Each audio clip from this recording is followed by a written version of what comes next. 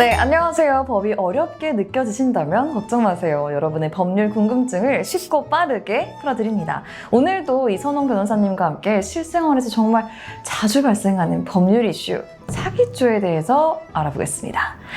네, 안녕하세요. 이선홍 변호사입니다. 네. 오늘은 정말 많은 분들이 헷갈려하시는 사기죄에 대해서 이야기를 해보려고 합니다. 혹시 사기를 당해보신 경험이 있으신가요? 저는 있습니다. 네, 제가 아무래도 프리랜서 아나운서로 있다 보니까 당한 것도 있고, 뭐, 속은 적? 이런 적은 있지만, 뭐, 이게 사기인지 잘 모르긴 하겠네요. 저도 개인적으로 사기를 당한 경험이 있고 제 지인들도 생각보다 정말 많은 분들이 피해를 입으셨더라고요. 특히나 요새 문제가 되고 있는 보이스피싱 같은 것들도 넓은 의미에서 사기죄에 해당합니다. 실생활에서도 이러면 사기다, 저러면 사기다 라는 말씀들을 많이 하시는데요. 그 중에서도 여러분께서 가장 궁금해하실 만한 부분은 돈을 빌려주거나 투자를 했는데 제대로 받지 못하면 사기죄가 성립할까 여부에 대해서 다뤄보고자 합니다.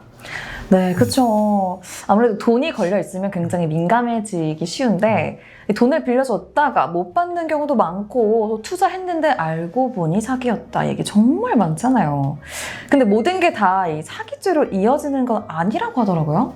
네, 맞습니다. 사기죄가 성립을 하려면 가해자가 편취 의사를 가지고 속이는 행위, 다른 말로는 기망행위라고 하죠,를 하고서 이로 인해서 피해자가 재산을 처분하는 행위를 해서 재산상 손해가 발생해야 됩니다. 특히나 많은 사건에 의해서 가해자의 편취 의사가 가장 문제가 되는데요. 사기죄가 성립하려면 가해자가 돈을 빌리거나 투자를 받을 당시에 이런 편취 의사가 있어야 됩니다. 그러면 이 편취 의사라는 게 없으면 돈을 갚지 않아도 사기죄가 성립되지 않는다는 거예요? 네, 조금 이상하게 들리실 수도 있겠지만 채무자가 돈을 빌리거나 피투자자가 투자를 받을 당시에 편취의 의사, 즉 사기죄의 고의가 없었다면 원칙적으로 사기죄는 성립하지가 않습니다. 다만 사기죄를 범하시는 분들은 대부분 사기의 고의가 없었다고 항변하시기 때문에 그러겠죠? 법원은 고의를 판단함에 있어 계약 체결 당시 상황에 상환 능력이 있었는지, 의사가 있었는지 여부를 면밀하게 판단합니다.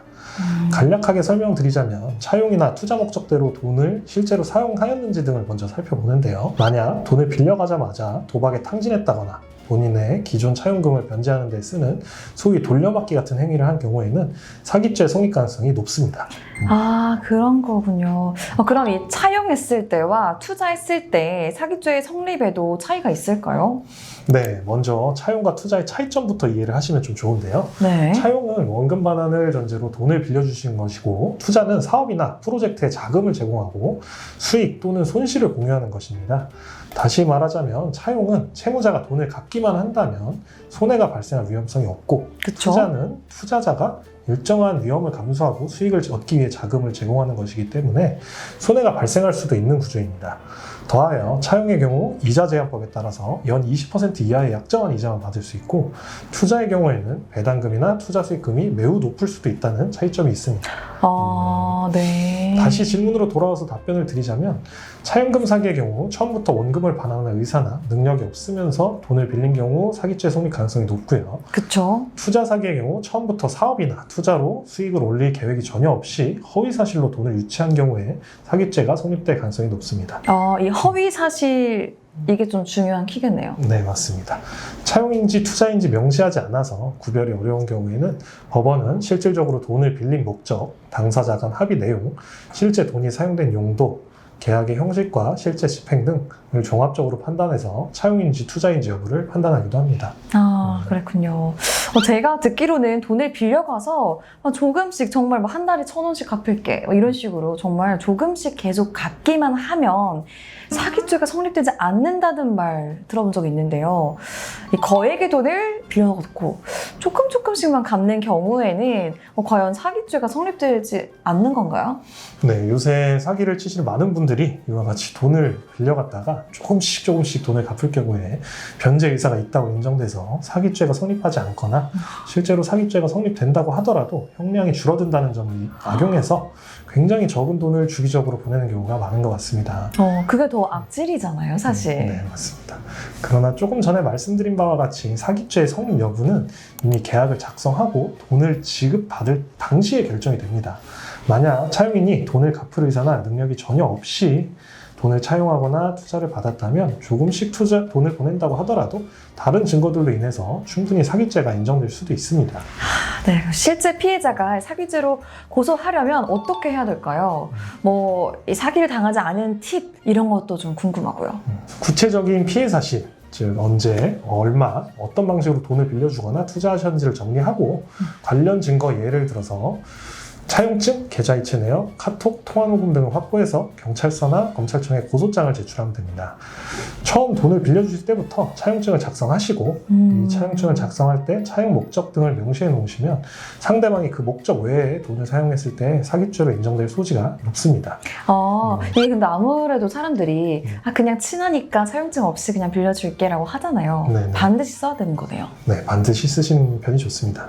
또한 되도록이면 현금으로 돈을 빌려주시는 것은 삼가시고 피치 못할 경우에는 증인이나 증거 자료들을 많이 만들어 두시는 게 좋습니다. 현금으로 돈을 빌려주시고 차용증도 작성하시지 않은 경우에는 돈을 빌려주거나 투자했다는 증거를 찾는 게 어려워서 증거불충분 처분이 나오는 경우가 많습니다. 너무 좀 억울할 수 있는 상황이네요. 네. 그럼 반대로 사기죄로 고소를 당한 사람은 어떻게 해야 할까요? 사기죄로 고소를 당하시면 본인이 억울하신 상황이라고 하더라도 네. 적극적으로 방어를 하셔야 됩니다. 제가 만난 분 중에 한 분은 하늘이 알고 내가 아는데 나는 당연히 무죄가 나올 것이다 라고 하시면서 무대응으로 일관을 하시다가 실제로 처벌을 받으신 분이 계십니다. 죄가 아니었는데 실제로는? 조금 애매하긴 한 사례였죠. 근데 수사기관에서 조사를 받으실 때부터 무작정 나는 사기를 친 게 아니다 라고 부인하기보다는 당시 상황과 대화 내용 등 각종 자료들을 구체적으로 정리해서 현재 돈을 갚지 못한 이유가 뭔지, 차용 당시에는 어떤 방법으로 돈을 갚으려고 했었는지 이런 설명을 하고 본인에게 사기의 의사가 없으셨다는 점을 입증하셔야 됩니다. 정말 좀 복잡하지만 반드시 꼭 거쳐야 되는 단계가 아닌가 싶은데요. 사기죄는 지인들에게 돈을 빌려주거나 또는 투자했다가 당하는 경우가 많다 보니까 돈도 잃고 사람도 잃고 하는 상황이 많이 발생하더라고요. 특히나 어르신들은 지금 본인이 사기를 당하시고도 긴가민가해서 신고를 늦게 하게 되어서 범인을 제때 잡지 못하는 경우가 많고 또 점점 더 막 각종 기상천외한 방식으로 사기를 치는 사람들이 너무너무 많아지는 것 같아요. 네, 맞습니다. 돈을 빌려주거나 투자를 하실 때는 항상 2번, 3번 조심하셔야 되고요.